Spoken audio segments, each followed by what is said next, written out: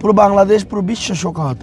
সেক্ষেত্রে ওরা আমি মনে করবো ওদের চারিত্রিকগত, ওদের নীতিগত, ওদের আন্তরিকতার কোনো পরিবর্তন আমার মনে হয় আসে নাই। সেক্ষেত্রে ওই বাংলাদেশের বিশ্বের মানুষের লাগে তাল মিলিয়ে এইটুকু না করলেও একেবারে আমাদেরকে অনেক দূরে চলে যেতে হবে এরকম একটা তাদের ভিতরে, তাদের কথাবার্তার ভিতরে তার দেখেন ম্যাডাম খালেদা জিয়া অসুস্থ সেই প্রায় 1.5 মাস, সে কী কষ্ট।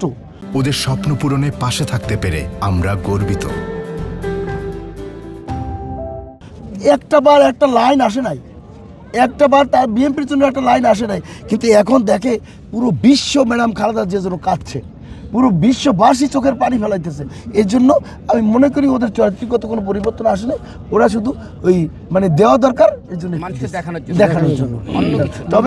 তবে বাংলাদেশের ইতিহাসে, বাংলাদেশের স্বাধীনতার পরবর্তী ইতিহাসে শহীদ রাষ্ট্রপতি জিয়াউর রহমান স্যার যেরকম ইতিহাস করে গেছেন বিভিন্ন কাজে, বিভিন্ন চিন্তায় চেতনায়, ঠিক খালেদা জিয়াও বিভিন্ন কাজে চিন্তা চেতনায় অ্যাম্বিশনে ইতিহাস লিখে গেছেন। আগামী 100 বছর 1000 বছর বেঁচে থাকলে ওনাদের এই কীর্তিময় কাজগুলো, ওনাদের এই সমস্ত চিন্তা চেতনাগুলো বেঁচে থাকবে ইনশাআল্লাহ।